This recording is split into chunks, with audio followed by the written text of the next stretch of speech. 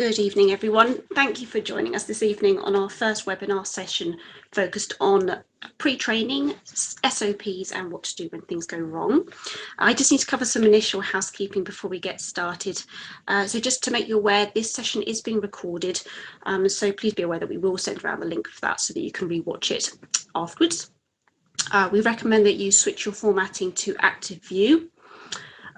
You'll see that we've muted everyone on arrival. Please do ensure that you keep this muted at all times. If you have any questions at any time throughout the session, you can just bring up the chat screen and type those in, and we'll try to get through to as many as we possibly can. Please note that we have received some questions in advance, so we might not be able to get through to all of them, but we'll do our best. So just to give you a little bit of background on Life Science Group as a whole, in case any of you don't know about us already, my name's Tess. I'm the UK Operations Coordinator, and I've been with Life Science for about 7 years. The Life Science Group is a group of companies, just to give you a very quick breakdown of what they all are. So Risk Life Science, which offers courses on risk and health and safety. Adventure Life Science, which specialises in overseas expeditions for the youth market. Medical Life Science, which provides first aid courses for individuals and businesses. Coral Cay Conservation, which is a coral reef research organisation which also does overseas expeditions. The Ada Centre, which is an outdoor activity centre based on the south coast. And finally, Arubis, which is a risk management consultancy service. So we will shortly be joined by Ian. As some of you may know, Ian has amassed a wealth of experience over the years from foundation in the military. He moved into the expeditions in the first aid world over 25 years ago and has gone on to lead expeditions all over the world in remote and challenging areas. He's also assisted production companies in a health and safety capacity and also a risk capacity, particularly in the adventure market, such as working with Bear Grylls and Mungo Productions. So I'm just going to tell you a little bit about what we're going to cover today. So first of all, pre-expedition training. It's going to be based very much on your questions, but we think that this will probably cover what this involves, where responsibilities lie, and the logistics.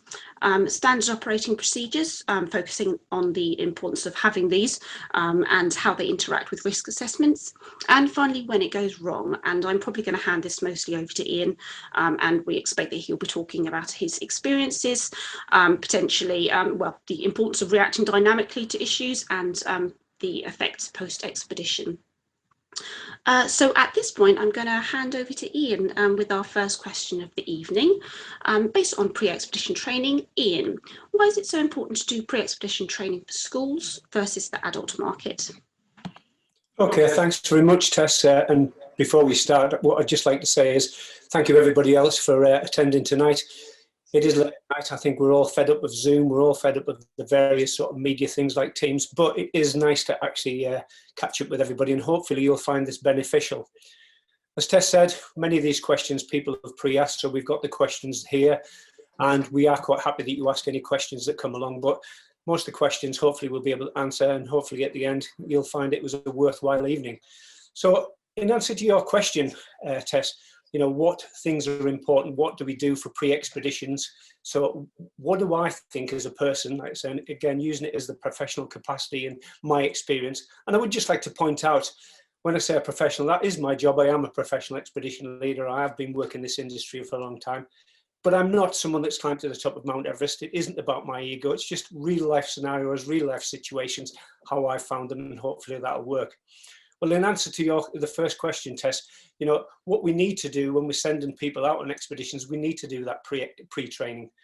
And it is that sort of schools versus, you know, adult expeditions, because an adult expedition is very different in the makeup of it, because what you're looking at is a client group there that are going out there with pre-expectations. They know that they're probably going out to climb a mountain, something like Kilimanjaro. They know what they're letting themselves in for, but that doesn't go without saying. They do need some pre-training beforehand. But for school expeditions, it's a little bit different. What they need to do beforehand is have a look at some of the skills. We need to have a look at the skills.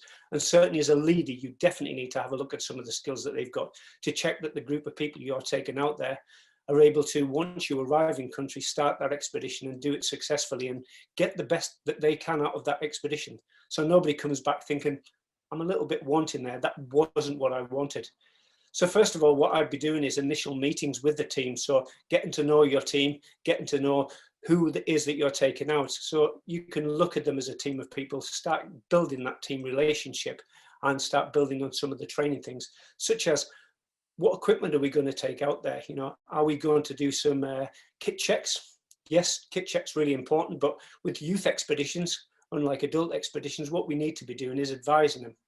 Now, I'm not saying that we shouldn't be advising adult expedition groups. That certainly is something we can do, but we definitely need to be looking at expeditions that are going out with schools and giving them that pre-training.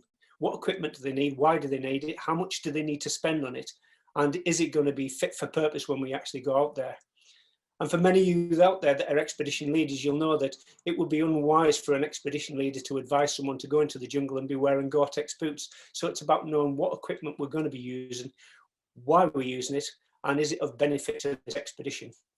We need to have a look at other things. We need to be prepared for when we get into country, expedition training. We need to have a look at some of the things that we're going to be doing out there so we can do some pre-training.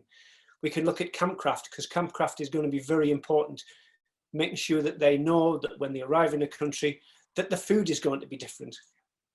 On top of that, the sanitation. For those that have been out on expedition and those that haven't been out on expedition, this is what this evening's about. You know, arriving somewhere like Nepal and doing something like Everest Base Camp, what you're expecting to do in Everest Base Camp and where you're expecting it to say, it can be quite sort of different to what you thought you were doing.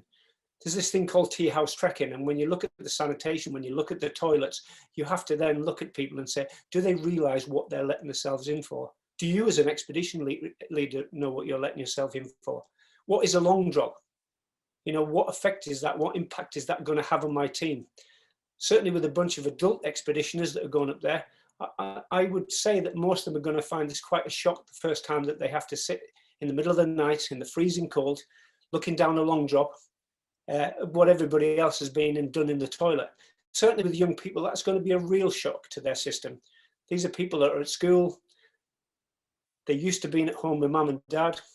They're used to having a shower. They're used to having toilets. So to be put in this situation is going to be a big change. So we have to do that training with them as well. Make sure that they know what to expect when they come in country. Looking at food. What food are they going to be eating in country? You know, we're all used to our own stable diets at home, whatever that might be. But we're going to arrive in different countries and the food is going to be different. How we get the food is going to be different. And, you know, even down to the simplest of things, let's say, for instance, in Borneo, where you're by the sea and you've got all of these fish and having to go and buy these things, gut them and eat them, is going to be a very different concept for young people. Everything that they're used to is usually done with mum and dad. They've picked it up, they've sorted it out, they've put it in front of you. And even to a degree with adult expeditions, it's known the calorific value of things. Is that going to sustain me when I'm going up to, I don't know, let's say Kilimanjaro? Is that what I need to keep me going? Is this food out here going to be what I want? And you need to discuss these things. We need to discuss risk assessments. We need to get the group involved with risk assessments and understand that when we go on an expedition, there are going to be things that we're going to be doing that are very, very different to your normal day-to-day things. So risk assessments are going to play a big part of that. Teamwork and leadership. In the youth expedition market, teamwork and leadership training is something that we really are pushing forward. On the adult side of it, it isn't going to be exactly the same. We're looking at a group of people and it may be a charity expedition, but that teamwork's still going to go into play. It's probably that they're only going to meet each other once before they go out and do this expedition, before they do this charity trek, that they get to meet and see and talk and discuss all these things. But whereas the youth expedition, hopefully, given that you are taking them on expedition, you'll have gone through some of this training. And there are lots of things that we need to do. But one of the big things that I always say to people is really about the fitness, a good discussion on fitness, what it is that you want to do when you're going out on expedition. Are we going to climb a big mountain? Are we going to be crashing through the jungle? Are we going to be near the water? Is there going to be rivers involved? Have people done the pre-training beforehand that hopefully will give them a great lasting experience as opposed to something that's going to be particularly painful? So hopefully on that side of it, looking at sort of what we cover pre-expedition, hopefully that'll give you a feeling for it. And we can talk about this for a long time, and there's lots and lots more we can go into, but hopefully that gives you an overview of what we're talking about when we look at pre-expedition training. Tess, do we have any other questions that have come in there. Thanks, Ian. I think one thing that people, I'm sure, would like to know is, do you have any particular experiences or evidence that pre-training has actually paid off? Yeah, from a paid-off point of view, definitely. If I think back to some of the expeditions I've done, and we look at sort of going out there and doing this pre-training, when I've gone up to places like Kilimanjaro and we've taken school groups up there, and you think, you know, this school group is doing a big expedition, and the first couple of days it's always very easy, and like I say, it's warm, it's nice. The going isn't getting tough at the moment, but all of a sudden you get to that sort of going up to the final push to the rim of Kilimanjaro, and that height and that altitude is something that hopefully that pre-training is brought into play. But more importantly, that is the clothing, because we often look at clothing and say, you know, do we really need to spend that much? But I for sure have been in situations before where we've got onto the mountain and people haven't had the equipment, they haven't had the big down jackets that they need for that final couple of days, and we've had to make a check, have a look at it, get something sorted out before we make that. And that has saved an expedition when we've got to the top of something like Kilimanjaro, where people are still warm enough that they can function at the top of the mountain. Their water bottles are not frozen, that they can still take on hydration, which is also important at that height. So yeah, there are many occasions, like I say, that pre-training has saved me. Everest Base Camp was another classic one, and I mentions Everest Base Camp quite a lot, and Everest and the Nepal region, because that's a place I've been quite a lot. But that fitness, everybody comes onto an expedition and they say, yeah, I knew there was going to be hills. I knew we were going to be going uphill. But they don't realize, like I said, the terrain. When you look at somewhere like Nepal and you look at all of these treks, the Annapurna Base Camp trek, Everest Base Camp trek, any of them ones, the hills are monstrous. They're a lot different to what we're used to in the UK. So given the best training that you can have, even going to somewhere like North Wales, to the Lake District, it doesn't always prepare you for the sheer volume and the sheer size of the hills out there. So pre-training, pre-expedition fitness is really important. And that has, again, for me, saved me many times. We've got up there and people have done expeditions and they've performed really well. 2019, which was when we finished the sort of expedition season because of COVID, I took a group out to the Helambu Trail in Nepal. It's a 6-day expedition, a group of students between the age of 13 and 18-year-old, with some school teachers with us as well.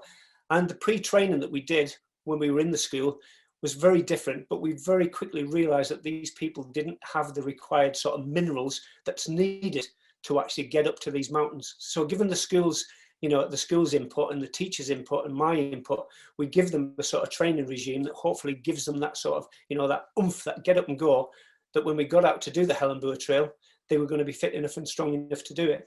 I'm not saying that first day wasn't a shocker, but after 6 days of trekking through them mountains up to 3,800 meters, everybody from the age of 13 to 18 successfully came off the end of the mountain after a very successful expedition. And I think that's what's so important about this pre-expedition training, is that you know exactly what you're letting yourself in for. So many times I hear people saying, I didn't think it was going to be as hard as this. I didn't think the jungle was going to be so dense. I didn't think there was going to be creepy crawlies. So making sure that we've alleviated that straight away is really important. Hopefully, Tess, that answers that question. Anything else? It sounds like it's very much sort of a team effort in terms of getting all the teachers involved and that sort of thing. In terms of what you do, what do you actually do to get the students together? What do I do when I'm with groups? Well, if I'm working with an adult group, then I try as best I can to get to meet them a couple of times before we actually arrive in country. And that is often the case, you arrive in country. So what I'd like to do is catch up with them, have a chat to them, get to know them, for them to get to know me, to know what I'm about, to give them some sort of idea of what it is we're expecting them to do on this expedition. Looking at their kit, and hopefully before we get out to country, having a good discussion, and that might be via email, via phone calls. You know, it isn't always as easy as it is with schools that we actually get the training weekends beforehand. Ideally, it would be great if we could put a training weekend, because that training is really, really important. You know, there's the old ad, train for the worst, hope for the best, and that's what we're doing, is training as hard as we possibly can. With school students, it's definite training at a weekend. There's definite times when we go and talk about kit.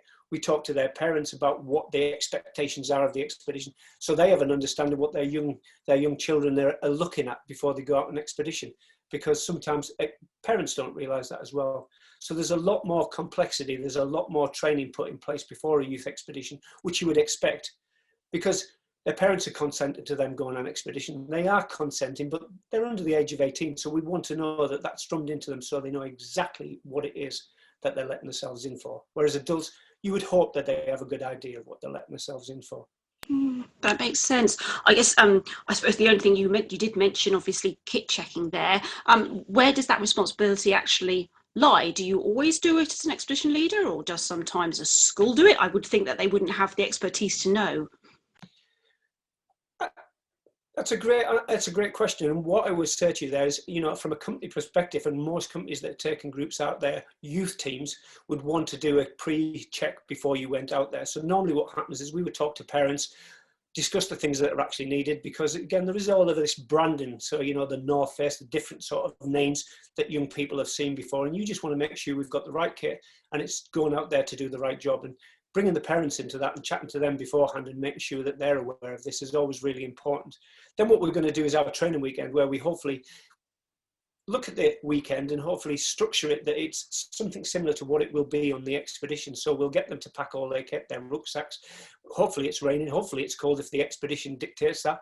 If it's hot, then it's going to be a different expedition, but get to feel and get to understand the kit they've got, use some of their sort of cooking facilities, use their water bottles, and then make sure that any sort of training is tweaked before you finish that. Finally, before flying out, we always do a sort of introduction to the kit, have a look at what they've got, do a pre-check to make sure that the kit that they're going out with is exactly the right kit that they need on expedition. But the same isn't true with adult expeditions. There's usually a kit list goes out, and that kit list goes out, and people are offered the chance then to discuss it via email, via phones. And the time that you find out whether these people have got that is quite often when you arrive in country. Now, in a lot of countries, it's quite good that you can pick up the kit there. So let's say, for instance, if I was going out to Kilimanjaro and I was working with a company that were working out in Tanzania as well, then they would probably come along to the kit brief, and anything that we were deficient, we would hopefully make up. Same happens in Kathmandu. If we haven't got the kit when we arrive with an adult group, there's often the chance to buy this kit so that we can go there. But what we're trying to do is straight away is just alleviate that problem, make sure everybody's got the correct kit and it works. And it's what people perceive to be the right kit. It is giving them that good understanding. What's the right kit? Anything else from that? We've got about 30 seconds or so, I think, on the end of this session. But just very quickly, I suppose the only thing I would ask is what's one thing that a student should maybe do before they go on a trip? That's too hard a question to answer, Tess. What I would say to you is there's two things that I would ensure that a young person does, and that's make sure they've got good boots and a good sleeping bag, because we do a lot of time sleeping on expedition, and the rest of the time we're usually on our feet. So good boots and a good sleeping bag is really important. And as I said, that pre-training, pre-expedition sort of planning and fitness would be my next thing. But yeah, it's a big question to ask, and certainly if we've only got 30 seconds, I cannot give that what it wants. But that's certainly something that at the end of this webinar we can have a look at. And if people have got questions, or there's certainly areas they want to talk about, then maybe that's worth having a look at another webinar. We can discuss them things. Sorry about that, Tess. Brilliant. No, that's very helpful. Thank you. So if we move on to our next section, standard operating procedures. I think maybe I know that we've got a range of people from different backgrounds. It'd be really helpful actually if you could just first of all tell me what that is. Okay, standard operating procedures. Different organisations call them different things. They might be emergency action plans. They might be EOPs, EAPs. People that work in industry have schemes of work. It's how they do their day-to-day business from A to B. So from the start of a job to the finish of a job. And in the construction work, as I said, scheme of work, it would be how they're going to put up this block of flats and every sort of individual piece to that way. For us on an expedition, we call them our standard operating procedures, and that's the procedures that we do from the start of the expedition to the end of the expedition. And this is basically a catalogue of things that you as a leader have, that the company that hopefully is sending you out there has provided for you, so you can look at it and break the expedition down into bite-sized chunks. And there shouldn't be any stone unturned, really. You should be able to look at the start till the end of the expedition and pick everything you possibly can up. That's what a standard operating procedure does. It allows you to operate in that sort of country, operate on that expedition with all the information for whether things go forward easily, or in case there are any stops or any changes or any emergencies in that expedition, that you can pick up that standard operating procedures and deal with them. and how important have they been for you in the past?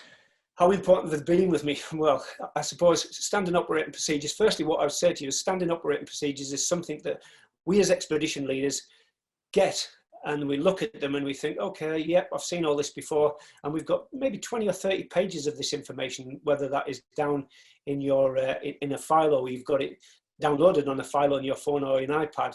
But that's the information that we really need to take a long time. Now, you asked the question before, what things would you tell your, the students, or what people, what would you tell the expeditioners that go out on expedition to do beforehand? Well, I would tell an expedition leader before they disappear or depart on any expedition that they take a thoroughly good look at their standard operating procedures and know what it is they're doing. You don't want to be sat on the aeroplane looking at your standard operating procedures, looking at what would go, what things go wrong and how you deal with them. You need to have done that beforehand. Firstly, I'd say because you need to sort of look at it and think, do I understand what's going on here? Do I understand how I would deal with that situation if something simple, someone lost a passport? Do I know where my risk assessments are? What you do not want to be doing is in a situation where an emergency happens or a change happens and that you're left a little bit wanting and having to start flicking through 40 pages of information. So it's having a good understanding of what they're about, what they're all there for. But they are the day-to-day building block of what you do. Excellent. So, I mean, do you have, what have you personally needed from an SOP when you've been out on an expedition? From a standard operating procedure that I've actually used, we had an incident in 2012. I was on an expedition to Everest Base Camp again. I was with the University College London, and we were taking groups of young people up there, again from the age of 18 to 19-year-old. And the idea was we were looking at the effects of altitude on young people. And the University College London were using placebos. And that was a group of 60 people that arrived in Kathmandu with 6 teachers, a doctor, myself, and another expedition leader.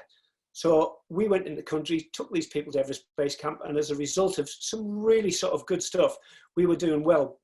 But about day 8, we got up so far and we had an incident which involved someone having a massive seizure.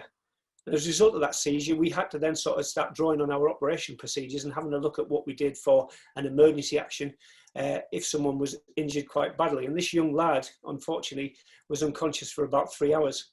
So as a result of that, the next thing we had to think about was, is this something bigger than we can see? Do we need to start thinking about getting him back down to Kathmandu? And how do we do that?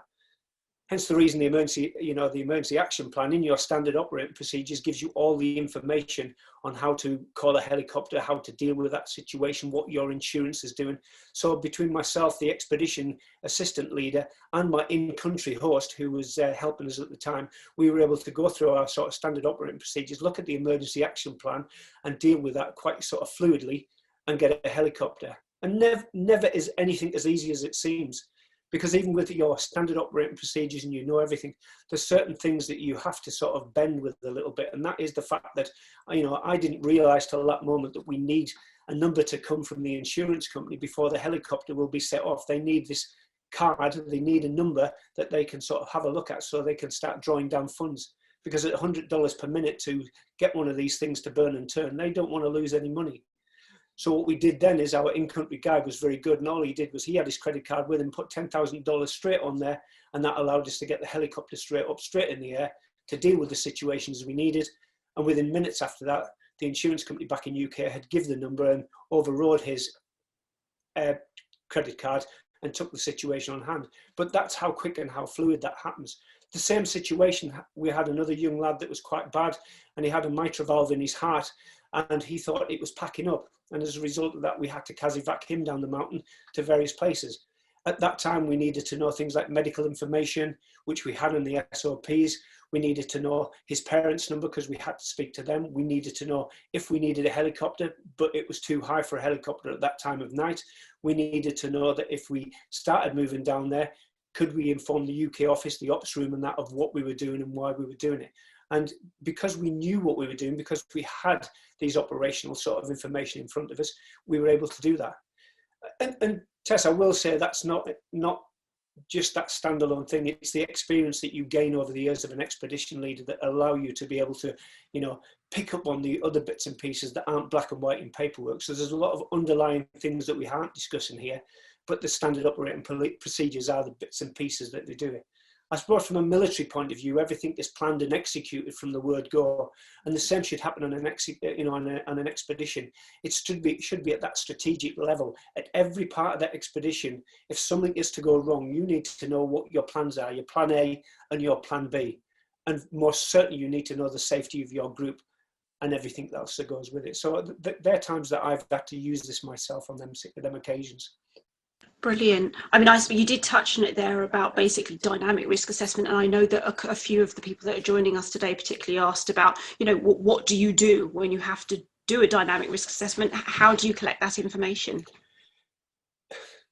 A dynamic risk assessment, I mean, we have in our standard operating procedures, and I'll draw back to that standard operating procedures. In there, you have your risk assessments, you have your sort of generic risk assessment, which gives you every bit of information about the expedition. That the company you're working from will have hopefully been into that country, looked at the expedition, looked at how it's going to work, and put down their generic risk assessment. Because you've got someone that's at recce in that area, hopefully they've gone to all the sites you're going to. So what they've done is they've done site-specific risk assessment. So they've looked at it and broke it down from a generic to a site-specific. So any of them idiosyncrasies, anything that's sort of special to that area that you're going to, we can start picking up on. Taking it back to the start when we talk pre-expedition, hopefully on your sort of pre-expedition training, you've also then discussed this with your expedition team, the people that are going out there, because it would be foolhardy to go out there without them knowing what the risks were. Without them knowing what the risks were in the site-specific areas that you're going to. But inevitably, everything that we do, like I say, can get out of hand quite quickly. And there is something called a freak incident. And like I say, if you have a freak incident, you are just caught short. And yes, you only get one freak incident. After it's a freak incident, it's happened again, it's not a freak incident anymore, so it should be down in your risk assessments. But there are times when things happen and they're totally off the wall, you didn't realise. Let me give you an example for that.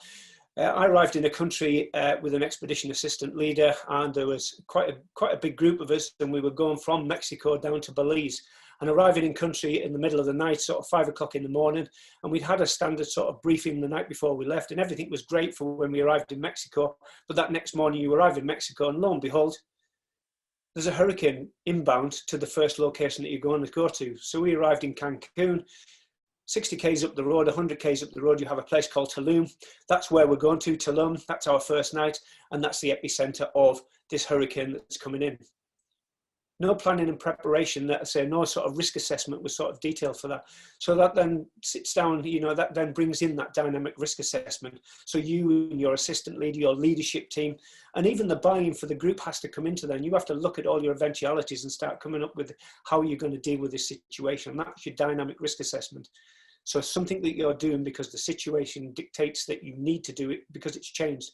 And I say, it's down to you as the expedition leader, first of all. But don't be foolhardy enough to think that you know all the answers. So you're using your leadership team to bring you into it. So they've got their, you know, their information. But I would say exactly the same again. The young people that were with me, they need a buy-in for this. You know, they have got some great ideas. And what I think is dangerous, or what I think is a little bit risky, I say is one thing. But because I've been leading expeditions, some of the things that I'm doing don't seem too bad for me. But young people might turn around and say, but Ian, you know, I'm a bit worried about this. So we can bring their sort of input into it and hopefully bring that dynamic risk assessment into place. A good incident, I would say, and that has to be written down, and that has to be then sort of verbalized, or at least put in a position where you've got that, so you can use that in case that situation does go awry and something goes wrong, and you need to then, when you get back to UK, speak to your sort of company and explain why things have gone wrong. Or worst case than that, you end up in court and you've then got to sort of start justifying yourself and looking at your risk assessments and looking at what it is. Now, what I would say to you, it doesn't matter whether it's a scrappy piece of paper, as long as you've done something. But as time has gone by, writing it on a scrappy paper really isn't what we should be doing now. In my experience working with production companies now, and we always have the sort of added luxury of having a cameraman there. So you've got a DOP that stood there, director of photography, and if something changes, and I remember in India a few years ago, we were caught in a situation where there was some people there called the Gara Liberation Organization, and like I said, they were our sort of hostile people on the ground. And as a result of them getting very close to us and hearing some sort of gunfire in the distance, we had to do a dynamic risk assessment. And to enable us to do that, it was a buy-in from everybody, from our fixer that was in country, from the team that were there, from the cameramans, the soundies, myself, everybody had to buy into that. But the good thing is we were able to switch the camera on and then do this dynamic risk assessment. So we had it on recorded this. And if the situation had gone a little bit wayward and we needed to justify this when we got back to UK, not justify, but we needed to sort of back evidence this, we had it there. I don't know many people on expedition or any expedition leaders these days that do not take a smartphone with them that has the camera facility on there. So as opposed to just writing it down, you can get that buy-in from your team, from the students you're with, from the adults you're with, from the production company you're with, and you can put together a pretty comprehensive risk assessment, dynamic risk assessment on the foot, and you've got the evidence kept for you. And if needed be these days, if you've got Wi-Fi or something like that, you can send it back to UK, to your operations room, or to your sort of, your support team back there, so they can look at it and maybe come back with anything that they have, problems with or think that you need to look at as well.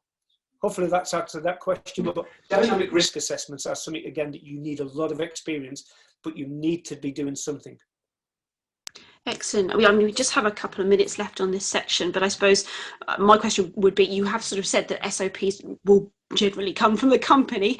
How early before the expedition would you actually expect to see them? Yes, I suppose as an expedition leader, it would always be my want. And I'm thinking of some of the expeditions or even some of the production companies I've gone to remote places with. I want, as the expedition leader, that information as quickly as I possibly can. I don't want to be sat on that plane, I mentioned that before, filing through this sort of 40 pages of paperwork. I want to have looked at this. I want time when I'm sat with my cup of coffee in my hand or my glass of wine in my hand, looking at my standard operating procedures, so I can sort of do the belt and braces bit, look at every individual section and say, well, this is what happens when there's a passport goes missing. This is what happens when I have a lost member of the team. This is what happens when I've got to drop a member of my team off in Kathmandu, and do I split the team into two, and how does that work?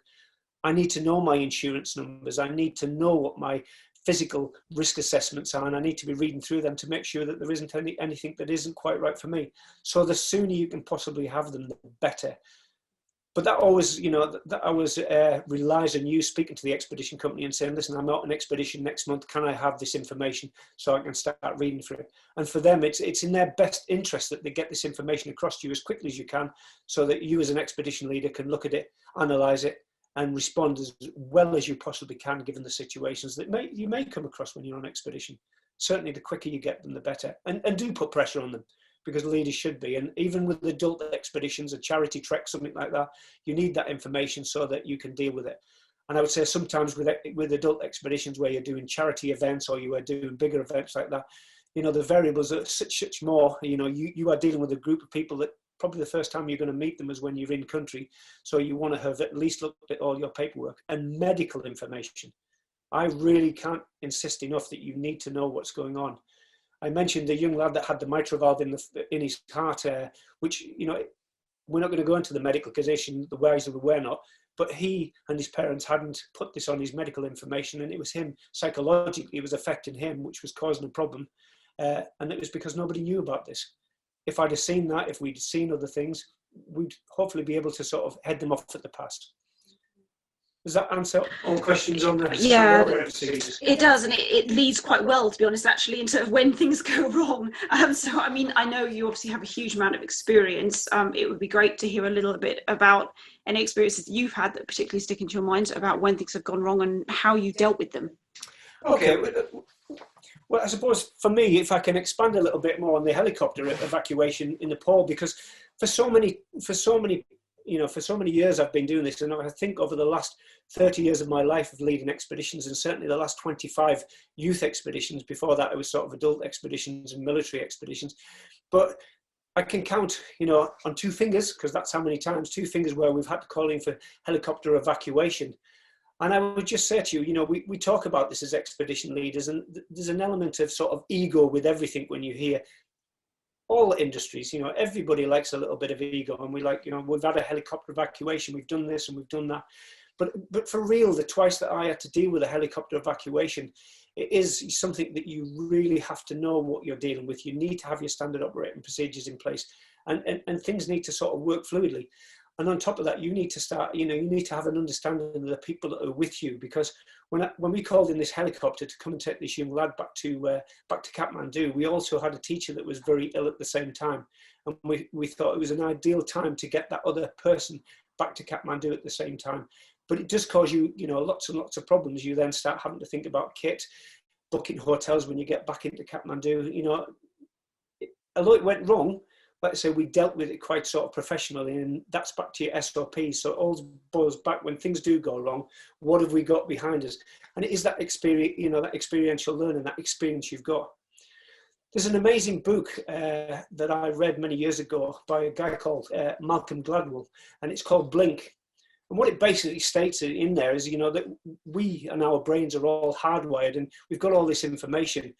And whilst I've been in this industry a lot of years, I've built up a lot of information. I've seen a lot of different things happen. And as a result of that, as well as having my standard operating procedures, I'm able to recall, hopefully, this information that gives me that sort of understanding of what's in front of me and how I'm going to deal with that incident. And that's something that you're not going to get straight away, even with your standard operating procedures. That's why I would suggest to most expedition leaders, starting out and starting to disappear across the companies.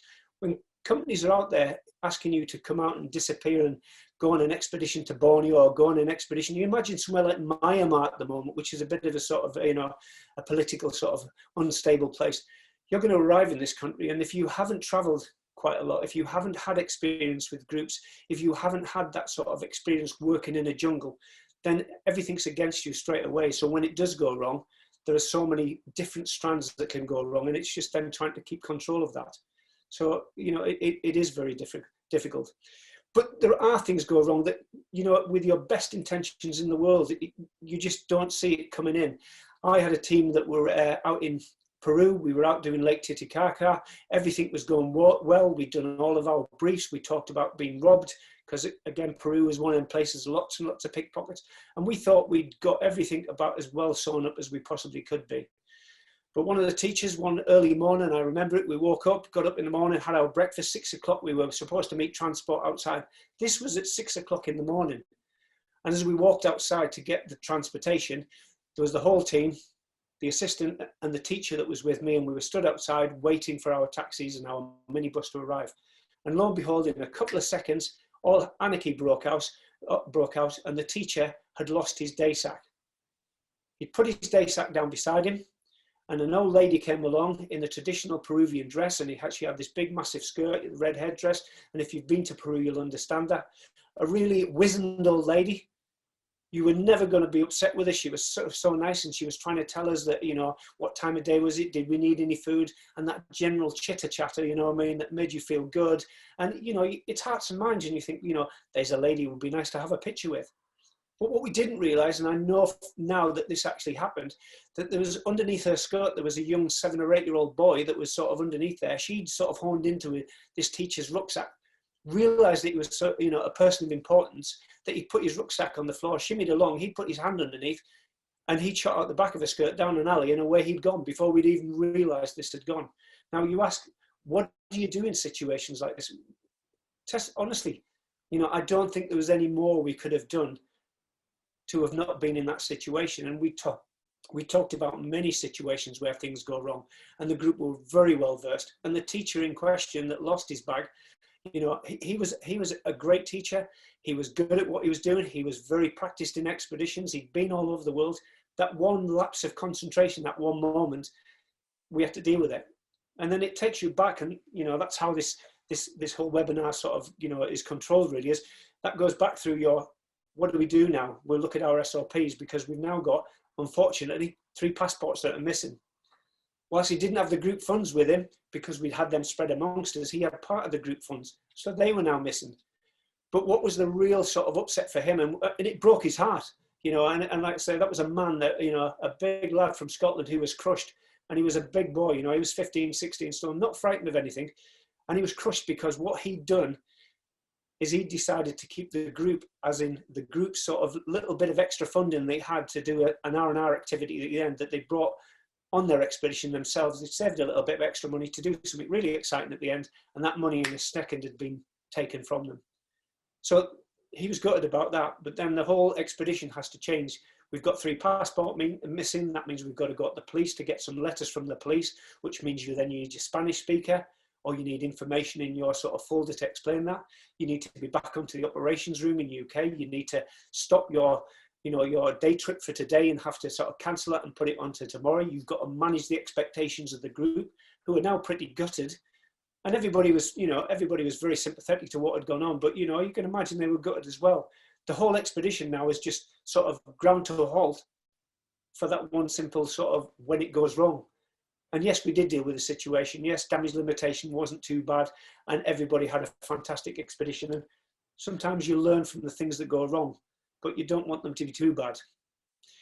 Another incident that happened, which I have to say is myself, and I had not long left. I hadn't left the military at the time, and I was running youth expeditions for a company, and things were a lot different then. You went into a country and you dealt with more things yourself, so you weren't put in a position as you are now, where you had an itinerary that was pretty much set in stone, and you knew roughly what you were doing from day to day. And Mexico, if you don't know Mexico, and a lot of people I'm sure do, it can be quite a hostile place. And we had to change some money, and all I had was in my paperwork that I had was change some money as soon as you possibly can. So we met our in-country guide that we were supposed to be working to, who put us on to his brother, who was going to help us out, and he was going to take us to change some money. Very quickly on getting in the car, I realized that something just wasn't right. And it's that sixth sense again. Within about 3 miles, and like I say, I was on there with 2 of the students that were with me going to change quite a vast amount of money, and you get that feeling in the back of your head that something's not right here. And I said to him, listen, can you just stop the car for a minute? He said, no, we keep going. Within a couple of minutes of realizing that, I wasn't comfortable with that situation, there was something not quite right.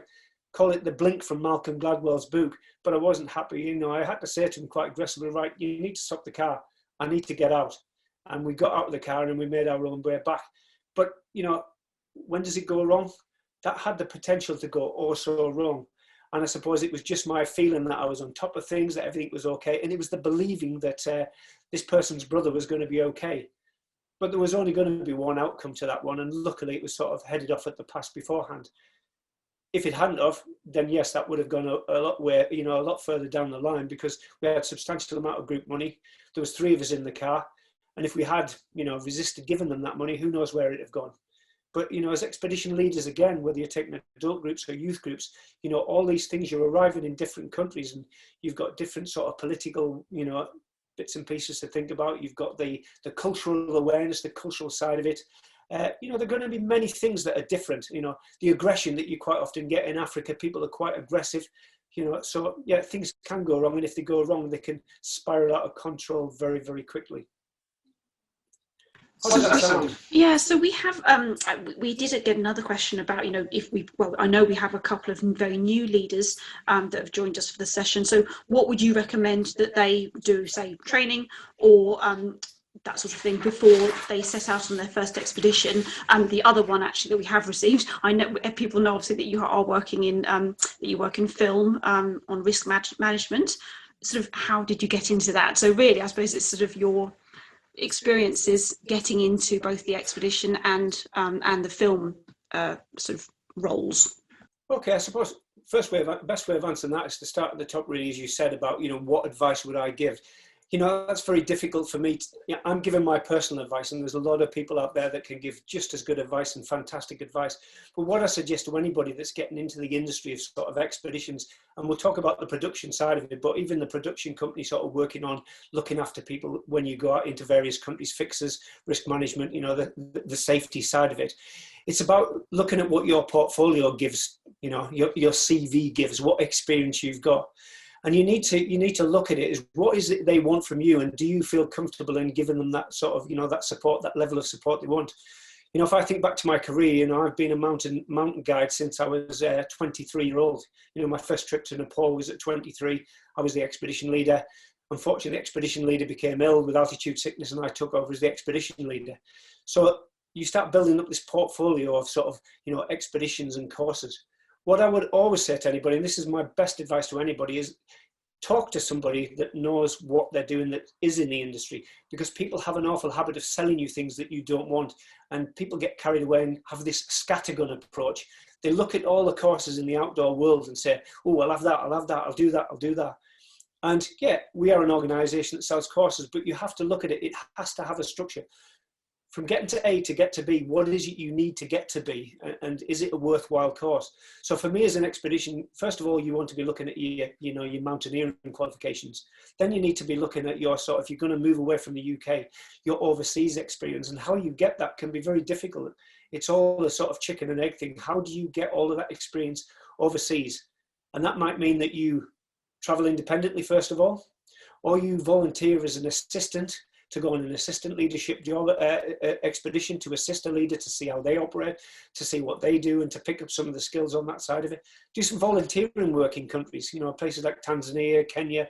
They're always asking for volunteers out there. That will give you a good understanding of, the local people. And then if you worked in, let's say, for instance, Tanzania in a school, you'd get an understanding for the school. You'd understand the sort of, the cultural aspects, how they work, how they operate. So that would be my first advice to people, is get out there and do that, become an assistant leader, and then look at where it is you need to go. And as you go further and further abroad, more and more expeditions, is do you feel comfortable in that sort of situation? Do you need some pre-training? And there is a whole raft of courses to do, but it is, again, making it not a scattergun, but putting it out in such a way that you're going to get the best you can and the best experience for the job that you're going to do. That would be my certain advice for people. It certainly would be my advice for people. From a production company side, I suppose my transition was really through my military experience. You have a military experience, and some of that experiential learning that you learn is fantastic, and it is second to none. It's experience that you gain through working in different environments, and at times for people in operational tours. So you get to pick up some skills, you get to work on a leadership roles. The military has a good system in place where you've got that hierarchical system. Some people agree with, some people don't, but it works really well. So you get to understand what's going on in the hierarchical system. But more importantly, that experience then is transferable when you start doing expeditions and your leadership skills. And then the more countries I'd disappeared to and done expedition leading to, or gone out there and assisted with and done sort of activities like kayaking in places like Kenya, all of a sudden, you've realized that you've amassed a good sort of portfolio of countries. And then looking at production companies and looking at what they want someone that's rounded, has got experience, and has probably got some health and safety qualifications as well. So then you've got to sort of bend it a little bit and think, it's not just my mountain leader, that's not it. It's not just my military. I need to look at health and safety to make sure writing a risk assessment is something not only am I doing, but I'm probably qualified to do. So, it's just adding to that portfolio and thinking to yourself, could I take a group of people to the middle of India with multi amounts, thousands of pounds, hundreds of £1,000s worth of camera kit, a production company, maybe some celebrities, and look after them and make sure they're safe in these countries, medically, physically, psychologically. And on top of that, that you're on top of your game and you're on top of your job as well. And if you can get to that stage, then yes, the world's your oyster. Production companies are always looking for people to do these things and assist if you've got the right credentials. So, obviously you've mentioned the hard skills there. We just have about 4 minutes or so. But about the soft skills as well. I know obviously you've had many experiences out in the field. How have you dealt with sort of, potentially feelings of guilt or that sort of thing, or sort of any feelings of negativity when things have gone wrong? How have you then dealt with it when you come back home again? I think with all of these things, I suppose like tonight, I'll sit back when I finish this sort of webinar, and I'll sit back and I'll analyse, and I'll sit back and we'll have 10, 15 minutes of just looking at what we've done. If I can remember back to an incident that happened many years ago, and it was an incident that happened when we were on the Mexico-Belize expedition, and we had to change the expedition because of a hurricane. And as a result of that, various incidents happened on that expedition, which is another story for another time. But what I will say is the leadership team that was there, we were sat after some very, very long nights and some very hard work, and you have to sit down and do a little bit of soul searching, and that comes down to sitting down and saying to yourself around a table, after you've got all this information, what could we have done differently? What did we do wrong? And I'll be honest with you, there aren't, to my head, and thinking about this now, and it's, it isn't a question that was posed beforehand. You've just posed it to me now. I can't think off the top of my head a situation I went away feeling that was my fault. I did that. It happened because I made that mistake. What I've done is analysed it and looked at it and thought, if we'd have done this, would that have worked? If we'd have done that, would that have worked? Could we have done anything differently to make, make the outcome of that differently? If I'm honest, in my hand on my heart, the answer is no, I probably couldn't. You know, certainly wouldn't blame myself, but you do need to sit down and analyze these things. But that's the case that's the same on any expedition. Every expedition you go on, you know, you as a leader have to sit down, you know, of an evening, maybe with a cup of coffee, and just look at the day, how it's gone, and say, could I have done things differently? Is there anything we could have changed that could have made this better? You know, is there any sort of close calls that we've had, and, you know, what could I have done differently to make sure that, you know, it didn't happen next time? But I think that's something that you as us as expedition leaders, and the potential, or the young expedition leaders that are out there, need to take a real look at and say, you know, you've got to sit back sometimes and say to yourself, did I do anything wrong? Could I have done anything differently? And the answer so far, for me, you know, and I'm sure I could sit down and give this a little bit more consideration and time, and there are certain things I might be able to think about where, yeah, something might have gone wrong, and it might have been part to do with something I did, but I can't off the top of my head think. And that would always put me back to that situation where I would say to you, you know, you've got to, from the start to the finish of the expedition, you know, it's a long journey. And it isn't just the journey in the country that is about, it's about that pre-journey before. And what do you do pre-expedition to make sure with the success of the expedition? Before you go on the standard operating procedures, what is that all about? Why have we got them? What are they going to do for me? How are they going to enhance this expedition? I know for sure when something does go wrong, that looking at the first two things you've done, that everything's in place with the experience that you've got, you know, hopefully everything will work out well. And if it doesn't, hopefully you'll be able to deal with it efficiently, effectively, and everything will be all ticks in boxes, and you'll come out of it okay as well. But just always remember, there is always that sort of, that chance that will be something that's a freak incident that you just have no visibility about, and nobody's going to catch that till it happens. But remember, there's only one freak incident. The next time, it can't be classed as a freak incident.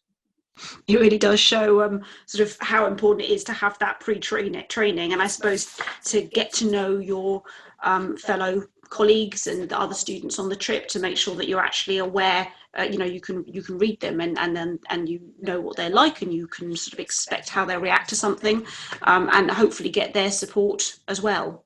I think, Tess, the thing is with all of these things, and again, it's about you on the ground, and as an expedition leader, certainly, and that's what we're talking about, is expedition leaders, teachers that are going out on expedition. You know, it's very different for teachers that are working in a school. When a teacher goes on expedition, when an expedition leader goes on expedition, what they're doing is, the day that they get on that expedition and start that expedition, you're starting to build a picture of the people you're with. And that's the same with, very true of adult expeditions. You're building up a picture. Who are my strong people? Who are my weaker people? And I don't like to use that strong and weak, but strengths and weaknesses in different areas. Who's the good swimmer? Who's the not good swimmer? Who can throw a throw line? Who could I trust to do some knots if I needed to do some knots? Who's really good at making tea when it all goes horribly wrong and can keep us calm and can do that side of it? Who's really good at sort of got an analytical head and can deal with our accounts? Who can deal with, if we have a situation, who could take loads and loads of notes and, you know, not be flustered by that side of it? Who are the people that, you know, go straight into that fight, freeze situation and end up freezing, you know? And you're building a picture and you're watching people, because we're putting them through this 3-4 week expedition, and we're seeing them at different times at different things. And I'd say you would be very surprised how your mindset changes for people as you're going along. But when something does go wrong, what you want to know is the people around you, what they can and can't do. And that that to me is the sign of a good leader. It's someone that's actually read the people around them and they understand what's going on. But equally, you know, you must take yourself into that equation, because you bet if I'm watching everybody on the expedition, they're looking at you and looking at your competency levels. Are you competent? Are you current? You know, and you cannot afford to let your guard down. You've got to start off, you know, and keep your sort of level here all the time. High level to start with, and you can drop it a little bit, but don't start with a low level and stay there, because it isn't what you want to be doing. High level all the time. That's what you need to be doing. Show them that they can trust you, show them that they understand what you're doing. And if the ship does hit the fan and it goes a little bit wayward, that they can rely on you to get them out of that situation, and they will just let you deal with the situation. But that's notwithstanding, they probably will want to help, and there'll be certain areas they can help with as well. Excellent, thank you. That's really, really helpful. I mean, that pretty much brings us to the end of our webinar. It went by in a flash. So thank you very much. I think, I know obviously we've discussed a little bit about what people can do to get into this sort of area. I know we've got up on the screen now, you'll see a couple of the courses that we have running in the future. Can you tell us, is there anything else that you would recommend, Ian? I suppose from my side, you know, people that want to, there's a gap year travel we could do. We do leader travel safety awareness courses. We do water safety awareness courses, which are very good for anybody that's working by water bodies. So that's for not just the expedition industry, but any industry. So we can look at water safety courses. We run them as well. You know, first aid ECP, sort of normal scenario based first aid courses. And finally, like I say, we certainly do some of the FREC level 3 courses, which is the first response emergency care. If anybody has any urge or any want to do any of these courses, Tess, if I can sort of hand that over to you, is if they email you, and you know, we can at least pass that information out to people. And we certainly won't be just saying to you, here, just go for a scattergun. There are courses out there. Some of the ones we do are very beneficial. So yeah, take a think about it. What I would say to people is, if you have enjoyed tonight, please, you know, there is a feedback form coming out. But more importantly than that, is this something that you would like to do again? You know, it won't always be me that's sat here. There are other people that have got fantastic experience. I know we have someone that's really into the environmental issues on expedition, which would be a fantastic evening. And I, for one, would certainly listen to that. But if there are any areas out there, please let Tess know, and we can sort of look into it. It is really, an hour's not long to go through the things we've gone through, but hopefully it gives you a bit of a feed, and hopefully tonight, when we're not doing expeditions, at least we're talking about them. So thank you very much to everybody that's arrived tonight. Much appreciated.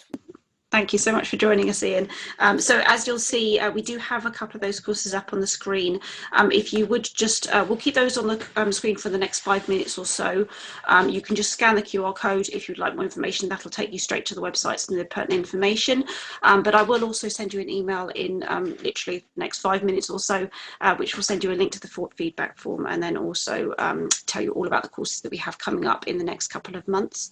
Thank you very much for joining us, and we wish you a very good evening. Goodbye.